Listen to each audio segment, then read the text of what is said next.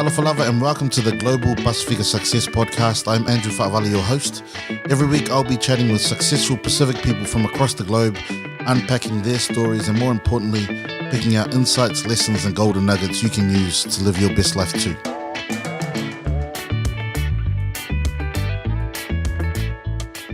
Thank you so much for joining us on the Global Pasifika Success Podcast. It's really great to have you along. This week we've got an amazing guest, our first guest from the States, and also our first guest with Tongan heritage. So it's great to get around the Pacific Islands. His name is Viliami Tuivai, and he's a success coach, a keynote speaker, an author, and a radio show host for Island Block Radio that runs out of Hollywood, California.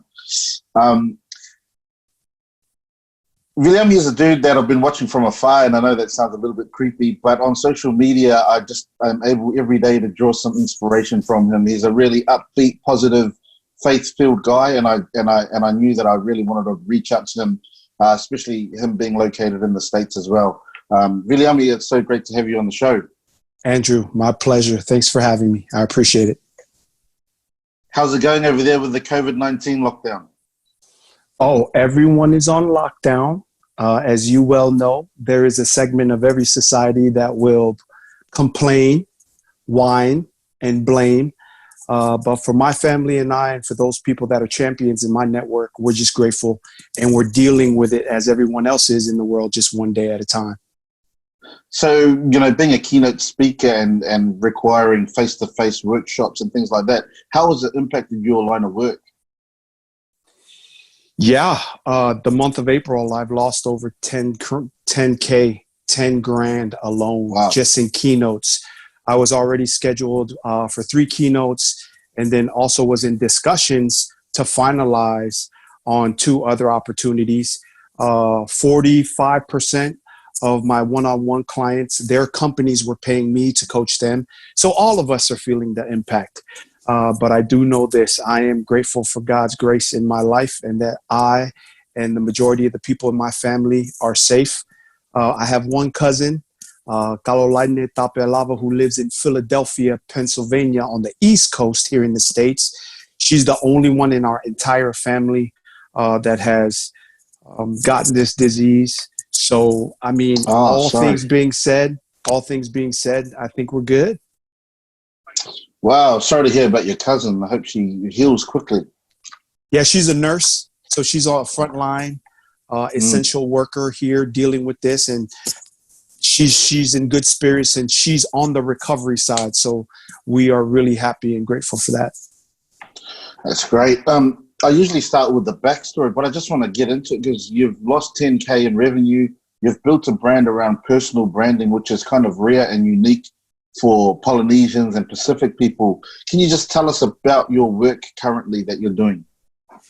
Yeah, as you alluded to already, the very first thing it is that I was doing in terms of an actual career after university or graduating from college at the University of California, Davis, is I was a football guy, a football coach, a sports coach. And I really felt this calling that I could create my own brand and be a speaker. All of us in Polynesia understand where it is that we first started speaking in front of people. White Sundays, family home evenings. And that's where it is that I actually started. And people asked me, did I ever have any formal training? And I did not.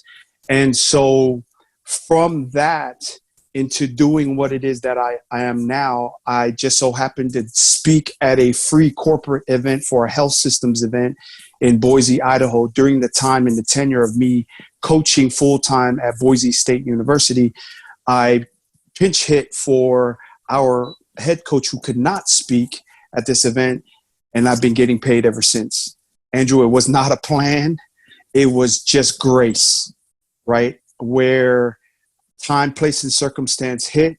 I had my own aspirations and dreams to be a head football coach in NCAA football, and it just rang my heart and soul in terms of 2 things. I had no idea the economics that speaking could provide for my family and I.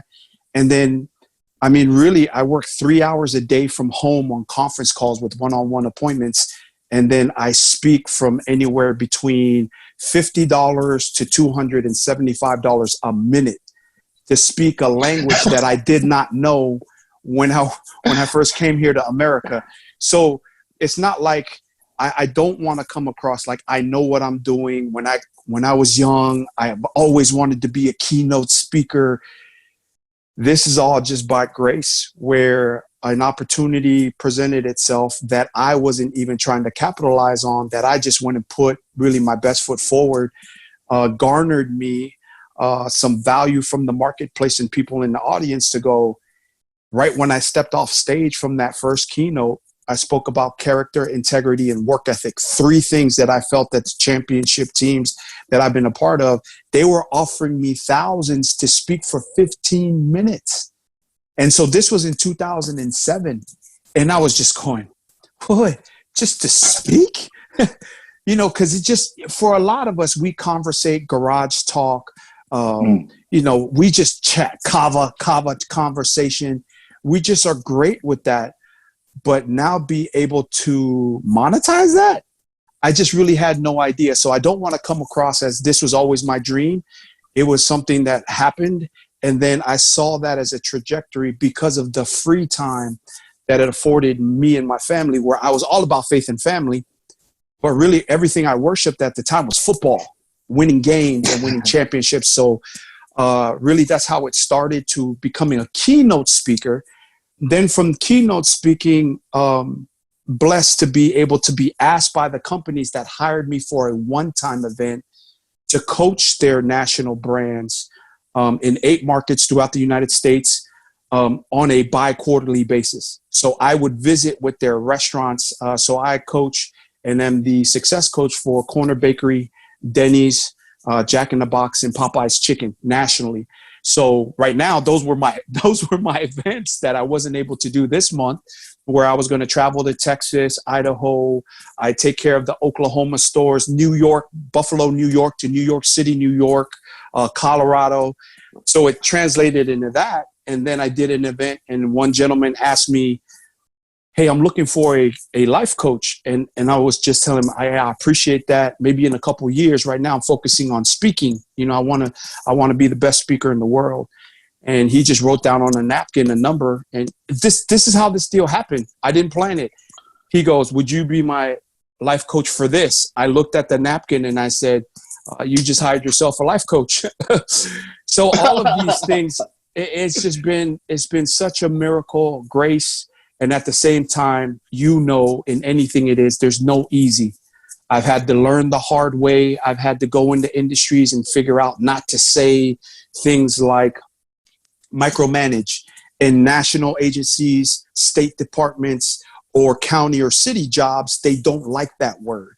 So because I had no formal training, your boy just figured that out by failing. So that's really the story now. And so now I am still a keynote speaker. I do corporate coaching for companies, and then also small group coaching. So a insurance company with 5 employees, they would ask and go, hey, this is my budget. Can you come train my team for 3 to 4 hours? And my team and I, Javon Luke McGilbra is my team director. We would just come up with a number that works in terms of a business transaction. But your boy grew up poor here in the U.S. So if I'm not working that day, I make it work, right? I grew up on free and reduced lunch. We grew up very humble beginnings here in the States, as in many multiple areas throughout the world. Our island people, it's normal, multiple families in one home, living in the garage, having the living room sofa be my bed for many months until we figured out the next situation. So from that, I still take this poor boy mentality that, man, if I can get paid $400 to go speak to an elementary school or a small company, I'm in. I just want to bring value. And then now, as of recently, 1 year now, I have the Coach V Show streaming out of Dash radio stations on the Island Block Radio family with Joey Kawenga and also Joe Savage. And we're the only island people that have a station in Hollywood, California. So there is no other media outlet that's Polynesian based, and I get to have a 1-hour show on that station. Man, there's so much that you covered there, and it's amazing what you've done. I'm blown away, and I'm not trying to jump in and make noise and just be wowed by it, because I want listeners to hear exactly what you're saying and what you're articulating. But if we go back to that point where you had to speak for the head coach who couldn't speak, did you think you could do it? What was going through your mind? Because I feel like that's the intersection where you took that opportunity and then your life kind of transformed. How old are you? What were you doing at that? Were you the assistant coach? And what was that like, getting up on that stage? Yeah, I was a recruiting coordinator and the linebacker coach. So I was an assistant coach on that staff. I didn't think I could do it. I mean, I just knew I could do it. Just because of the fact that in coaching, teaching, being a pastor, being a university professor, these are all the same things in terms of laying out to people a knowledge, an experience, facts, figures. I mean, that's what I did as a football coach. What's different is the dynamics that I bring, because I'm not a professor. I go wild up there. I have people clap. Some companies, they crack me up. They're like, hey, look, you can talk about whatever you want. We just want your energy. Do the haka at the end of it. And, because that energy, they're not used to in the industry. There's guys like Tony Robbins and those guys are phenomenal. Those are the guys that are giants in my industry. But to answer your question, I did, because of the fact that that's what I've been doing since standing in front of church and going, for God so loved the world that he gave his only begotten son, that whosoever believeth in him shall not perish, but have everlasting life. So this was just a different stage. And then I blew it away and I got a standing ovation. And I talked about, again, 3 things. And so I did expect, just like a championship football coach and the teams that I was a part of, I prepared.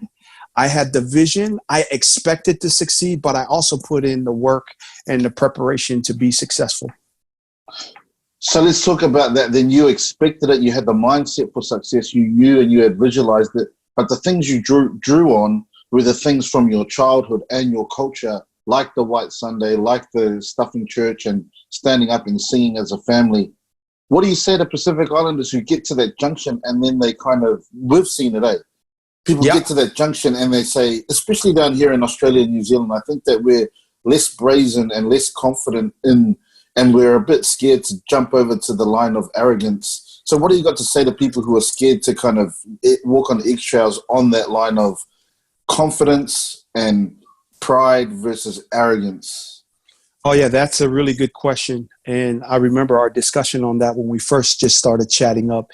And really, let me start by saying this. It doesn't matter what race you are, what color, what creed, where you live geographically. Public speaking is a top 5 fear. So I can understand why people would be tentative to speak. But in terms of walking into what I call your destiny and having any hesitation into doing that, whether it be in speaking, becoming an entrepreneur, launching your own business, getting into a field that no Polynesians or someone that you've never, ever seen do anything like that. Because all of us that are Polynesian, we have uncles, aunties all over the place that are pastors and public speak. But, not many do we see do it on a corporate level or a sports level or the law firms, United States Secret Service, Los Angeles Police Department, San Francisco PD, and then within the Asian law enforcement, the national, like you don't see guys or girls or women that look like us that are paid to go and talk about how to be successful in that. And that just takes some major audacity, in which case I talk about to all of the industries and my one-on-one clients and everywhere I go. It's like, why not you? If this is what you feel, either that you have been blessed to do, or that if you're not a person of faith and then you just feel like in your heart, this is your calling, go out there and take a swing. Go try it out. Go try it out, because of the fact that, believe me, we have our haters, our doubters, our critics, and our family that tell us, no, stay in the safe lane, do this and do that. but our own self-doubt most of the time are the things that hinder us from taking action on our dreams, hopes, and aspirations and moving forward. Because it's not like none of us that are doing what you're doing with your podcast or what I do on the Hollywood radio show. How many times do I walk in my Hollywood radio studio and go, hey, what am I doing here? You know, it's like I'm interviewing this millionaire on the Coach V show, a Tongan dude named Viliami Tuivai. It's like, I have those emotions. I have those doubts as well. But two things, doubt is just it is just an alert for you to up your game, to better your preparation. Doubt doesn't mean you can't do it. Right? That's what doubt is. Doubt's telling you, hey, this is real. Make sure you're prepared. That's what doubt tells you. But in spite of the doubt, in spite of the fear, in spite of the self-doubt, the negativity that you may hear around you, in spite of that, everyone that you see that is successful or doing what you do, they still feel the same thing, baby. But despite that, they kept on doing and going forward, failing forward, succeeding forward, and progressing along the way. That's awesome, man. So where did you get this level of self-confidence and belief? So you're a migrant into the States from Tonga? Yeah, man, I grew up in Pomona, California, baby. And in the 90s, Pomona, California, during the cocaine time here in the States, Miami was the #1 murder capital of the country. Miami, Florida. If you've seen Miami Vice, that's what I'm talking about. All of that comes from that era, the 90s. And then East Palo Alto, where a lot of Usos and Tongans, they live in the Bay Area, was #2 in America. East Palo Alto. And then so Palo Alto, where Stanford University is right across the freeway from there. Pomona, where I lived, was #3. So there's no half-stepping. And I was an athlete. So there's two things. One is because of the fact that I grew up playing sports. I never could afford it until I hit high school. My last 4 years, it was free in high school. But every time that I could play in a free program somewhere, I played sports. That helped me big time with my confidence. And then two, man, in the hood, if you don't speak up or walk with some confidence, because all the Bloods and the Crips in my neighborhood, they'd see me, the Crips will see me wearing red, but that's my school uniform. And they'll be like, hey, what's up, young brother? Do your thing, man. We'll be there watching you on Friday night. So then I understood that there's a value to being who it is that I am as a person. And not just because of the fact that I played sports or because I rolled with the Halafa boys, Tongan Gangsta Crip. You know, we have all that all over Southern California. But because of the fact that I'm 5'10", 220 pounds now. I was 5'10", 185. Do you think they're going to pick on the big old 6'4", 300-pound Samoan? No, they go like this. They go, what are you looking at? And they look at this dude, right? Yeah. So I got to be ready to roll. And even though I've gotten my butt whipped plenty of times, I was known in my neighborhood. I've got my butt whipped plenty of times, walking home by myself, by a Mexican crew or a black crew that tried to jump me. And they were like, I was like, bro, man, I know your cousin, Tyrone. And I was like, oh yeah, V, what's up, man? And because I got my butt whipped and I walked that way again anyway, that's where that confidence comes from. It's like, yes, the consequences of this may be that I get hurt or fail, but the regret of walking another way, I can't live with that. Yeah. I can't live with that. So that's where it comes from. So paint us a picture for those of us here in Australia, New Zealand, and other outside of the States. You said there's a lot of Samoans and Tongans up at East Palo Alto, in the Bay Area. There's also a heavy concentration in LA. But yep. What is it like to be a Pacific person in the States? That gang stuff, and that's what we see on movies. It's kind of surreal to us. So yeah. What's it like living in this as a Pacific person? Yeah. So I do have a lot of family in Onehunga, right? I have family in Brisbane. So I hear about the hood, and I think that is very similar because ignorance and misunderstanding is a socioeconomic aspect. It's just not an aspect that has to do with culture and upbringing. Let me premise that. Right. In saying that, I do feel that the Polynesians are like the middle ground of everything. So say if you would have, because I've been to the prisons to visit my family, if you have, everybody rides their own car in the pen here in the jails. So if you have the white supremacists on this side, and then, the black power folks on this side, and you have the essays or the here, like the Polynesians, they just leave them alone. And it's the same thing on the streets. Now, if you got beef and you're a punk, you're going to get dealt with. The law of the jungle is the same everywhere. I believe it's the same there, correct? Mm-mm-mm. But the thing that we at Island Block Radio and the rest of us that's trying to, like you, pull up our youth, my nonprofit, we have coached or trained over 3,500 kids for free in our free camps, is that we understand that there is a value put into this Polynesian mystique of family, togetherness, village, strength in numbers, absolute loyalty, ohana, they call it on these Disney cartoons. We understand that the number one movie star on the planet is Dwayne "The Rock" Johnson, right?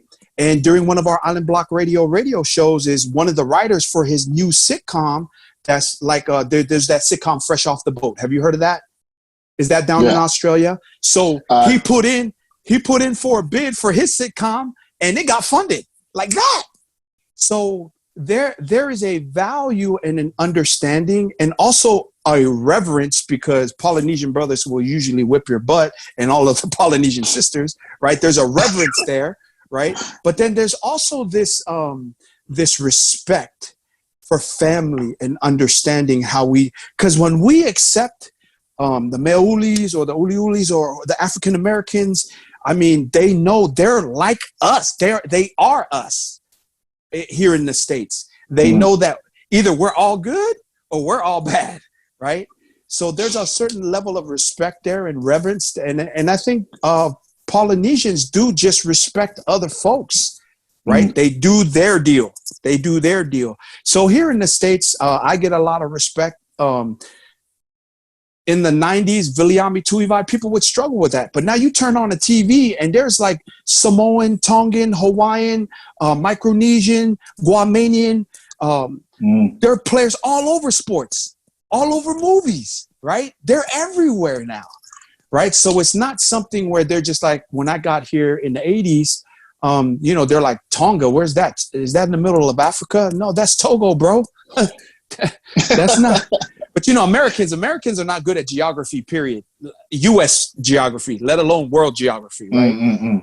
But for us to come from what I hear you talk about, from the vastness of the Pacific, and now all the studies showing that before Christopher Columbus even had rowboats that we were sailing inner island. So there's a lot of respect out there. And here in the States, we get a lot of love, respect, and reverence. And we're grateful for that. Awesome, man.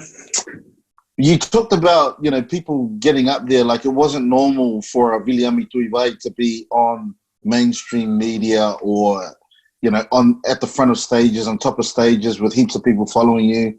Now there's people like Justin Sua, yourself, they're in the States who are on these stages.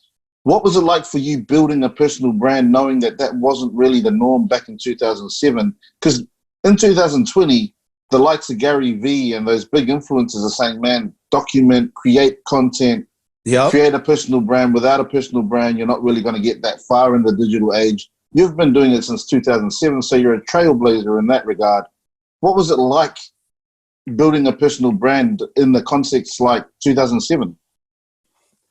Well, I was working and getting paid by someone else, which I do tell anyone out there that's trying to be a speaker, work on the side gig part-time that'll pay you full-time, like speaking, and don't alienate your main job. So that was something that I was juggling when I first started.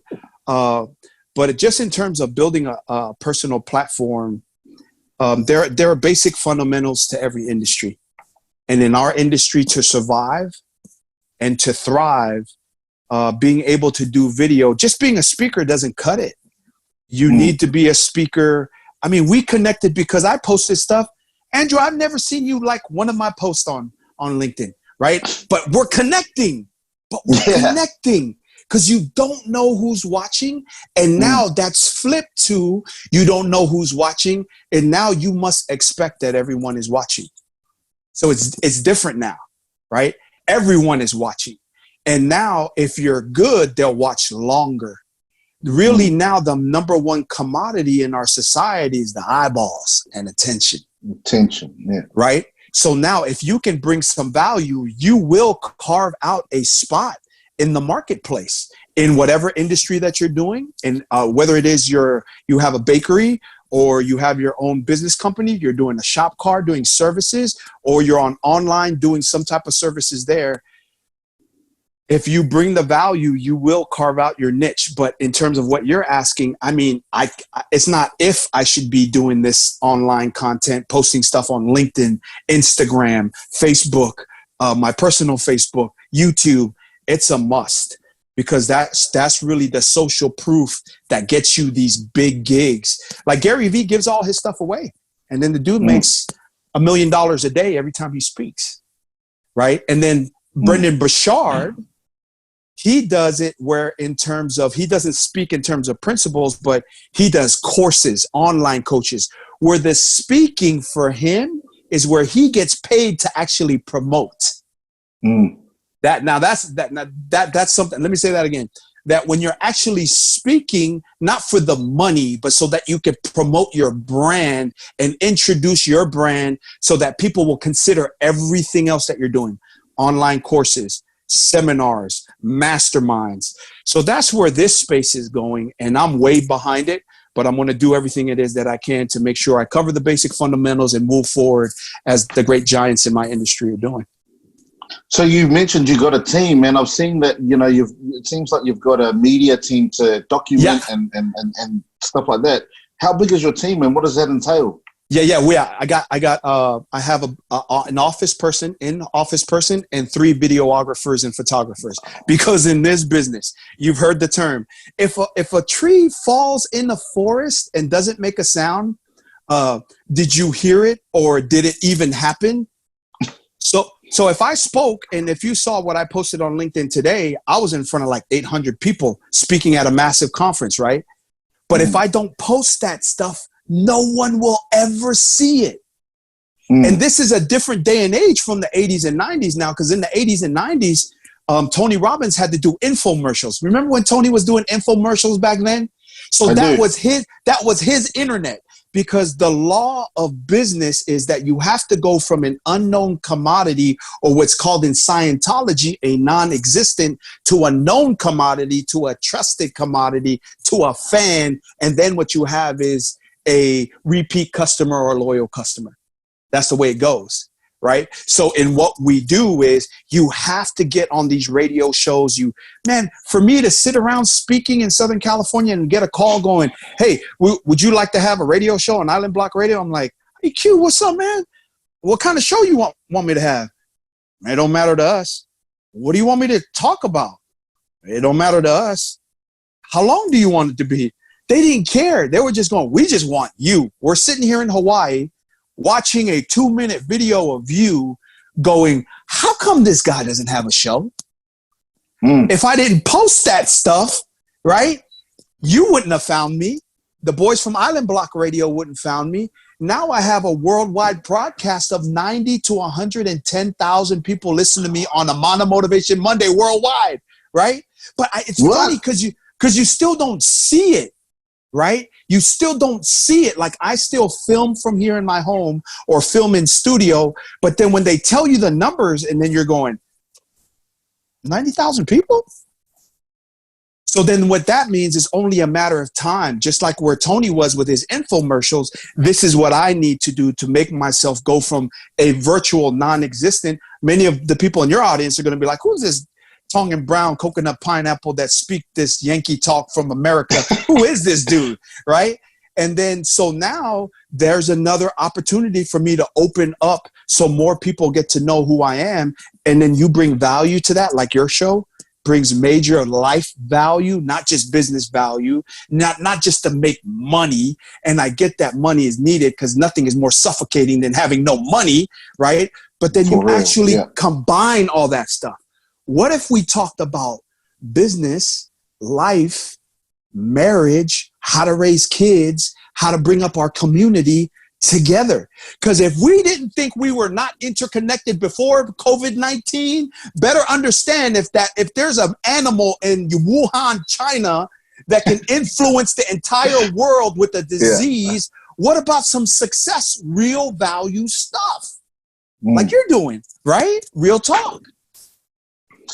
So let's have a look at the content then. If we're bringing value, the value you're bringing is really, I'm thinking about human potential, human condition, and humanity, and absolutely emptying the tank and making sure that with God, whatever God designed us with and for, we're going to go and step out into that. In terms of your clients, what is the biggest barrier to reaching and fulfilling human potential that you come across? And how do you deal with that? Yeah, without a doubt. Without a doubt, this is the main subject that everybody wants to get to right away, work-life balance. All right. Everybody. They're like, V, I'm killing it over here. You know what I mean? Because in America, the statistics are proven, right? In America, if you make $300,000 a year or more, there is a 0% divorce rate, right?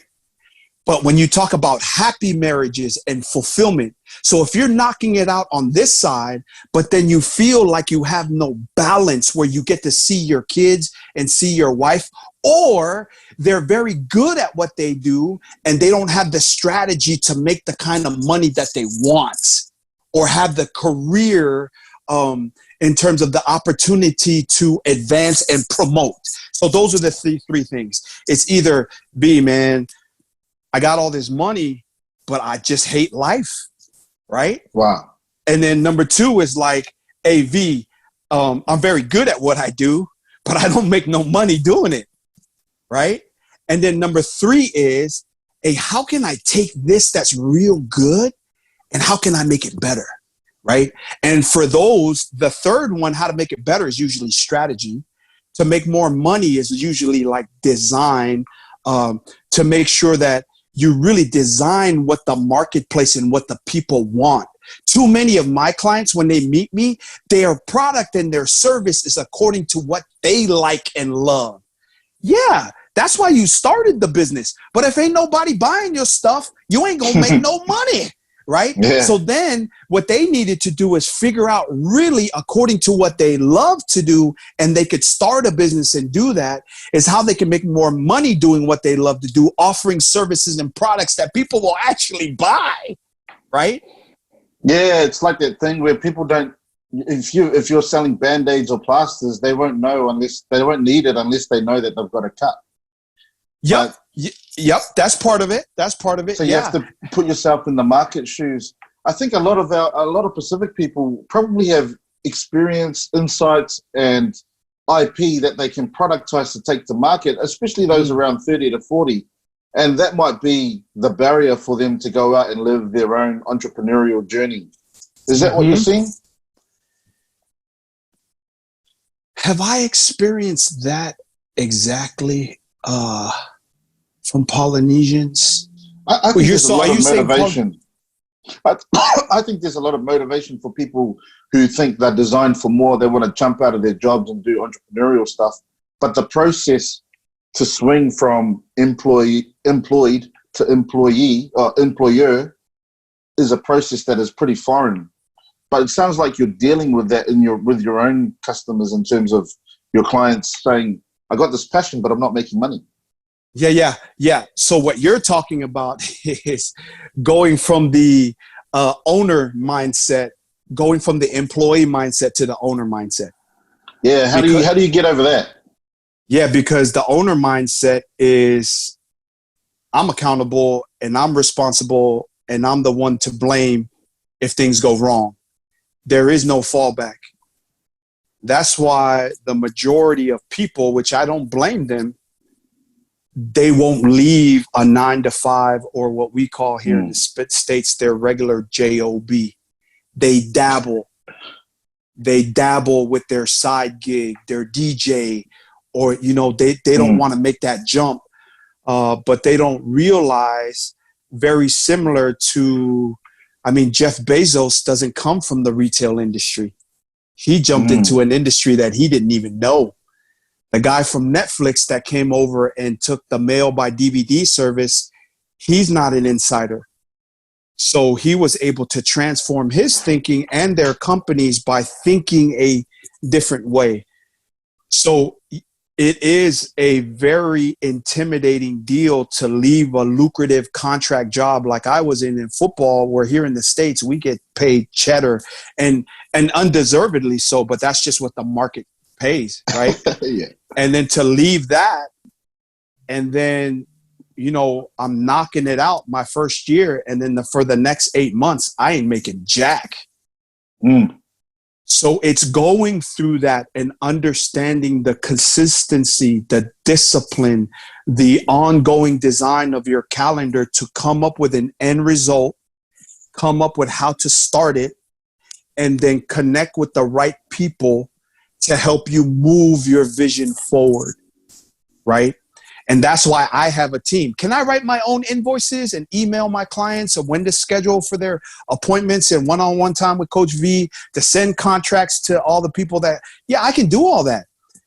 But at some point, being a professional, there now starts to be certain aspects that you give off to other people. So the main thing is people won't even start. They won't get out of their comfort zone and leave the guaranteed paycheck for what they figure is a risk.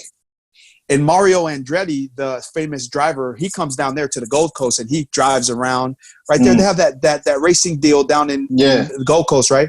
He says that if you're not risking and going faster and you're staying in control while you're driving, you're not going fast enough, right? So that's the same thing of being an entrepreneur, is you won't do that. And then the second thing is, once they become an entrepreneur, they dabble. You end up with the wrong people, that they don't believe in you. They just believe in the paycheck or trying to get paid. They have their own ulterior motives.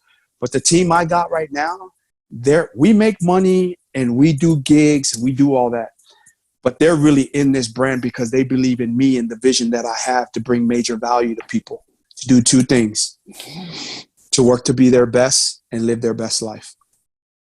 So when you're blessed to have that, but the only way to get to that is to go through all the untrustworthy and the people that never show up on time, that never do half the shit it is that they say they're going to do, right? Yeah. That's the entrepreneurial way. That's the only way to get to that. And there's no shortcuts. So that's why being an entrepreneur and launching your own stuff is very difficult, very difficult. Okay, so a lot of it is that fear bit, right? Yeah. So it's fear of jumping out. How do you coach people across that chasm? Yeah, that's a good question. I'd start first and foremost by talking about the two innate fears that everyone is born with. Do you know what they are?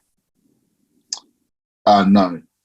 Fear of judgment, I would say, because that's one of my fears. That's one of them, right? But the ones that we're born with, per what scientists say, is the fear of falling and the fear of loud noises, right? Oh, really? So the fear, like you hear a boom, it doesn't matter how courageous you are, you're going to react like, oh, what the, right? So so when we go over the fear of a person, I go over a couple of acronyms. One is I do feel, and these acronyms I didn't make up, they've been around forever. And the giants that are in my industry that are amazing, they use these acronyms as well. And fear stands for false evidence appearing real. That's the majority of what people do. They focus on what they don't have, the relationships they don't have, the network they don't have, the skills they don't have, the equipment they don't have, the money they don't have. Well, I'm just going to go back to my job tomorrow, right? But if you focus on the things it is, and let me also say, this is no easy feat to jump out like this, is really the fact that you must believe in you. And I teach this to my nonprofit camps. It's just what I call the Coach V belief code that says, and I say, repeat after me. So Andrew, act like you're my client, okay? Sure. Say, I believe in me. I believe in me. Say what I believe. What I believe will be. will be. Say, respect all. Respect all. Fear nothing. Fear nothing. I will not be bullied. I will not be bullied. And the bully will not be me.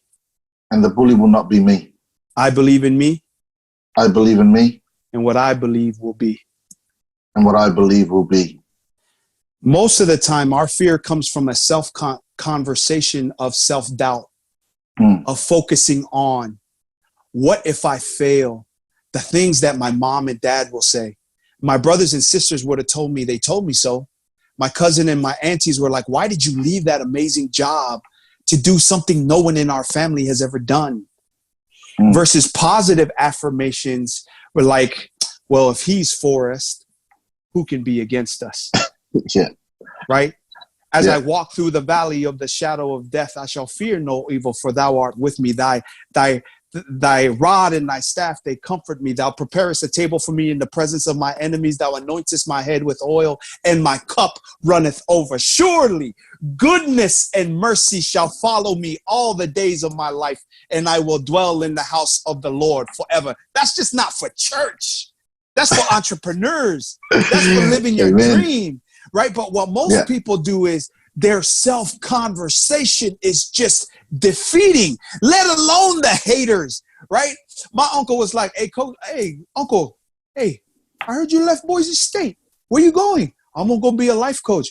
Bro, you don't need to be a life coach. You need one life coach and go back to your job, right? So not only are you going to have the haters and the critics and the people that genuinely care about you and your own interests, your self-interest, your welfare and well-being, they're going to tell you no way, right? But only you, because you are the key. You, me, and we are our own key. For things to change, we must change. And if we don't change, nothing changes. But if we do change, everything changes. If we do get better, everything gets better. We don't get what we want. We get what we work for and believe in, and the things it is that we want and will chase in terms of our success. Now, those things will chase and come after us. That is the law of grace. That is the law of blessings. And that is the law that these people also call, that don't believe in faith and religion, they call the law of attraction. And this stuff doesn't happen because Coach Reese says so. This is what life tells us all. Man. So this is another fear, and I love, man, I just feel like going and running at a brick wall or something right now, but this is another fear, the fear of expectation. When you put yourself out as a life coach, or as an expert, because if you're providing content, you have to provide content as an expert or a thought leader. The expectation that follows with providing content, how do you deal with that? Oh yeah, that's a good one. That's a good one. The expectation is, so there's certain things, and if you watch every single video, they're going to tell you this. If you're trying to be a thought leader and you're trying to jump a YouTube channel, then you look at every other video that's within your niche and you make videos that people are like that, because the algorithm is set to where whatever's the most searched thing will have the most traffic. Okay. So is that starting to answer your question? Yeah, but actually as a life coach who's mentoring other people in life, the expectation that your life has to be, it's kind of like the Christian thing, or the, you know, like if I put myself out as a Christian, the misconception is that I've got it all together when I'm a Christian, because I absolutely don't have it together.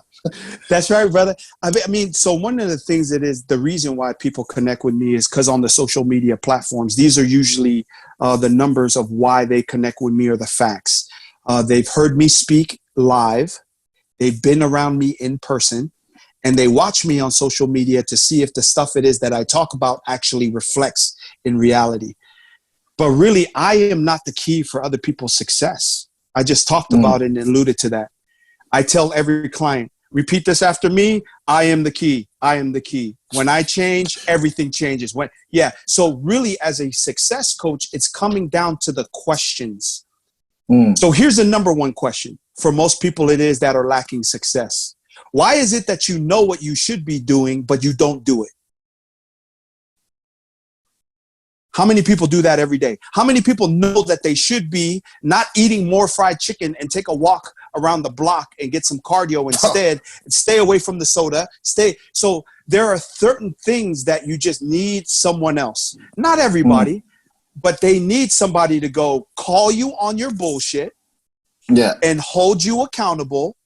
And then I tell them, hey, these success coaching sessions, the only time that I am done is when you tell me these two measurables, I am going to make $10,000 more, and they send me an email that show that on their profit margin. And I'm going to take my wife out to a date night twice in the next 2 months, and they don't text me with a selfie that they're at a restaurant. Game's over. Because if you're not going to do it and be accountable to me, that means you'll never be accountable to yourself. As a success coach, I think all success coaches, what they're really trying to figure out with their clients or the group it is that they're coaching or working with are what are the questions? What are the questions I need to ask to really find out what this person needs to focus on or is missing? The majority of the time, it's either some type of self-belief issue, discipline issue, or actually being punctual and doing the stuff it is that you agreed to do. Those are like three things that are just out the wall. The main things for the highest level people it is that I coach is they have no life balance because they don't design their calendar.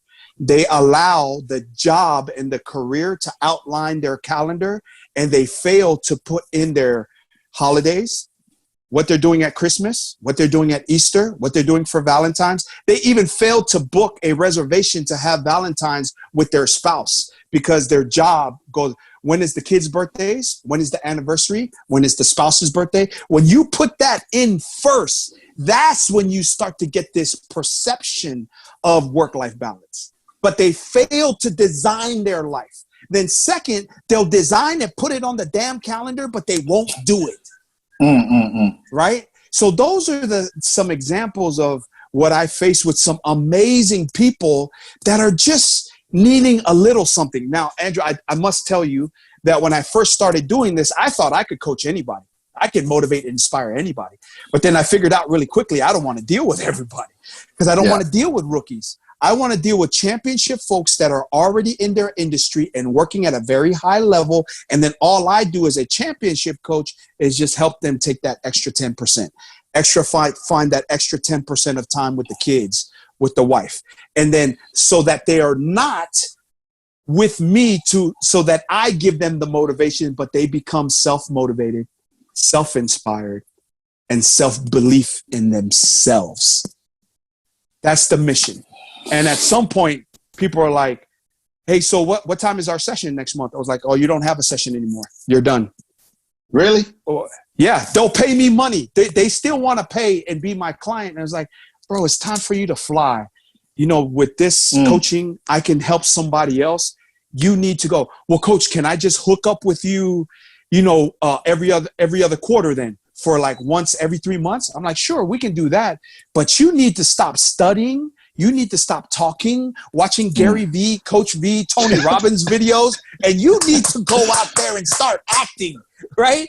Right, Andrew? I mean, you got to start acting because we all know, and we talked about this in our first call, faith, success, and love are nouns that work better as verbs because without action, faith, success, and love are just words. So at some point, or what scripture says, what does scripture say? Faith without works, dead. So I didn't make this stuff up. This has been around forever. But then also it makes sense, and that's what I've experienced. So that's what I try to bring to my clients, brother. Awesome, man. So you were at Boise State for a number of years. 8 years, yep. And then you coached at UCLA, was it? Yeah, no, I was a volunteer at UC Davis. So I was only in two places. Yeah, I played at UC Davis. That's a Division II school. UCLA, that's the Pac-10. Boise State was in the WAC conference. They're all the big boys. That's the Division I level. I played Division II football, and I started my volunteer career at UC Davis. Boise State, you were coaching, right, though? Yes. Also? Yes. And you had a huge success rate, I read. Yeah. We won a ton of championships. Let me see if I can grab this real quick. Here in the States, every time you win a championship, you get a ring, Andrew. So, we were able to win a couple rings here and there. Holy, 2, 4, 6, 8, 9. Yeah, I think so. Something like that. So yeah, we were able to formulate a way to be successful, not 1 year, but 2 years. And that's what I tried to bring into a company or an organization that I work with, is how do you pattern and come up with a life process that gives you every probability to succeed according to your goals or your pyramid, or what it is that is the mission and the vision of a company. Because of the fact that I've experienced that. The hard part, just like jumping, is wondering whether my teachings about life would translate to business. See, millionaires don't really give a shit what you know. And most people don't care what you know until they know how much you care. But then you start flashing some bling, then they go, okay, wait a minute. Now that equalizes the playing field between me and a millionaire, because I'm not a millionaire. I don't pretend to be one, and I'm working on my way to be there. But the life fulfillment, the joy, peace, happiness, and love is really always the core. That's the reason why we won at Boise State. That's the reason why I have succeeded in life. I get the fact that we need money. I already alluded to that. Nothing is more suffocating than not having money. I grew up poor in this country. I ate government cheese and government bread. I was 76 pounds from 6th, 7th, and 8th grade. Here, that's 11, 12, and 13 years old. I was sticking bones because we had no money. I get all that. But if you can get this piece, the money and the success will come chasing you. Whether that's in football, in business, on a radio show, on your podcast that's going to be global and worldwide. If you chase the things that really move the dial and move the needle in humanity, like joy, peace, happiness, fulfillment, and love. So the videos that you do on drama, people shaking their ass, and all the fights that are going out there, that'll get you more views. That'll get you more views. That's not the juice of life. That's not the juice. Right. Man, I'll bring it to a close with this question. Coach V, what's your mission in life? Yeah, that's a good one. So really, my mission in life has always been the same, and it's written down in terms of my mission statement, is to make sure that I love my family wholly and I live the purpose that I have been anointed to live in this life. And should I do that, at the end of my life, I will not question if the people it is that I love knew I love them, and that I would never question, did my life matter on this planet? That I did something for someone other than myself because of the fact that I was in a position to, and I did it. It's beautiful, man. And I'm not sure that many of us have such clarity around our mission in life. And that's really the purpose behind why I wanted to start this podcast, because I know Pacific people, especially Polynesians, Melanesians, Micronesians, have so much to offer the world. If only we can design our life according to the design of God and get to our deathbed and think, I did what I was called to. Now it's time to go home. So I really appreciate your insights, man. Do you have anything else you want to say before we wind up? I really appreciate your time, your wisdom, your discernment, and your insights. Oh, first and foremost, man, it is my pleasure and an honor to you not know my story, not even meet me, kind of feel my vibe. We've never met in person, and to have it to be requested to be on your show, just hugely grateful. And the passion that we have, and you said the words like design. If you don't design your life, if you, me, and we don't design our life, we leave ourselves susceptible to be designed by other people for their goals, by the politics that are divisive on the entire planet. We leave ourselves to be designed by the mission of our company. And so I would leave on this, and it's a poem. And it really says this, and it says that if you think you're beaten, you are. And if you think you dare not, you don't. And if you'd like to win, but think you can't, it's almost certain you won't. And if you think you'll lose, you've lost. For out of the world we find. You see, success begins with a person's will, a champion state of mind. If you think you're outclassed, you are, because you have to think high to rise. You have to be sure of yourself before you could ever win a prize, because life's battles don't always go to the strongest woman or man. But sooner or later, the one who wins is the one who thinks they can. God bless you. God bless you all that's on this show. One love and mad respects always. It's your boy, Coach V, out here in California, USA. Love y'all, and God bless. God bless you, man. Malo Alpito. I'll have all your links and all the things associated to you on our show notes. What a way to go out, man. I don't think there's going to be a better outro in the podcast than that. And it just so happened the rings were here. And yeah, man, I appreciate the opportunity to close out, brother. All right. Thanks, Coach V. Really appreciate it, bro. Appreciate you, brother. Anytime. Okay. One love. Peace. Thank you, man.